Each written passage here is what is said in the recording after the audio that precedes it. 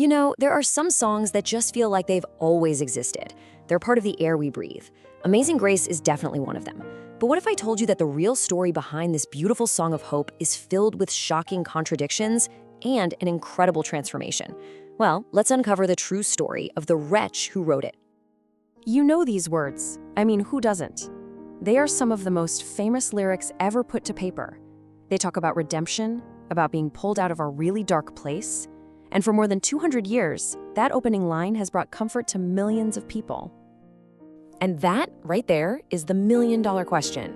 We all sing about this wretch who was saved by grace, but who was he really? Well, the answer is way more complicated, and honestly, a lot more disturbing than you probably think. Okay, but first things first. Before we dive into its really complicated past, we have to talk about what this song has become today. It's so important to understand its role now as this global anthem, a symbol of healing that's gone way beyond its religious roots. I mean, the reach of this song is just staggering. Think about all the places we hear it. Sure, in church, but it was also a rallying cry for the civil rights movement. It's played at state funerals, and it became this source of collective comfort for the entire nation after 9/11. It's really become our shared language for both hope and grief. All right, so with that powerful image of hope and unity in your mind, let's pull back the curtain.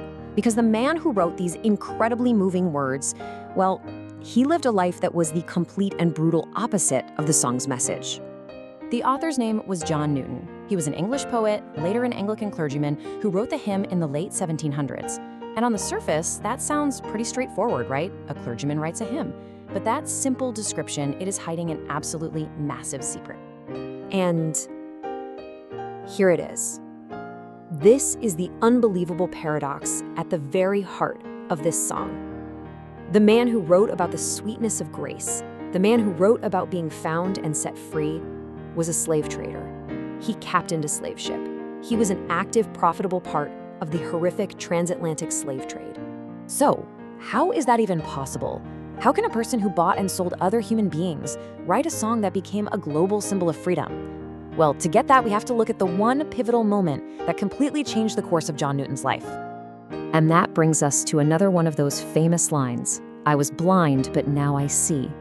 You see, for Newton, this wasn't just some nice-sounding poetry. It was, for him, a literal description of his own journey. He really saw himself as someone who was living in total spiritual darkness, until this one traumatic event just opened his eyes. This timeline really shows you his incredible journey. So in the 1740s, he's a captain making money off of human suffering. Then, in 1748, he's caught in this terrifying storm at sea, and he has this profound spiritual awakening. But, and this is so important, it wasn't a light switch moment. He actually continued in the slave trade for a few more years, which just shows you how deep he was in it, but a seed had been planted. By 1772, he writes the poem, and by the 1780s, he's a full-blown abolitionist, fighting to destroy the very system he once helped build. But wait, the story has another major twist. When John Newton wrote those words back in 1772, he wasn't writing a song, not at all. He was writing a poem for a sermon. The famous melody that we all hum in our heads, that had a totally separate life on a whole different continent. 63 years. Let that sink in. For 63 years, John Newton's poem existed all by itself, without the tune that would make it famous. For over 6 decades, the words and the music were complete strangers. So here's how this all came together. Step 1, Newton writes his poem over in England. Step 2, all the way across the Atlantic, in America, this folk tune called New Britain starts getting really popular. And then, finally, step 3, in 1835, some American hymn book publisher has the genius idea to put Newton's words with that popular tune. And just like that, Amazing Grace as we know it was born. And from that moment on, the song just took on a life of its own. It grew into this cultural force that, honestly, Newton could never have dreamed of. Its impact has been truly global, and it's shown up in the most diverse places imaginable. A huge part of its power is just how adaptable it is. I mean, it's been recorded by thousands of artists in just about every musical genre you can think of, from massive gospel choirs to quiet folk singers, from smooth jazz versions to pop and even hard rock covers. That core message just always shines through. And its cultural footprint is just as huge.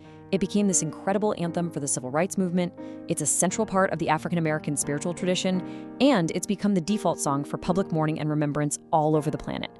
It just proves that a powerful message of redemption can connect with anyone, no matter what they believe. So at the end of the day, we're left with this unbelievable story. A song that started as the deeply personal confession of a former slave trader, a man who called himself a wretch, somehow transformed over the centuries into a universal anthem of hope for all of us. And that really leaves you with something to think about. The story of Amazing Grace is such a powerful reminder that the things we think are the most familiar, the things we take for granted, often have the most complex and surprising histories hiding just beneath the surface. It makes you wonder, doesn't it? What other hidden stories are out there behind the songs we think we know so well?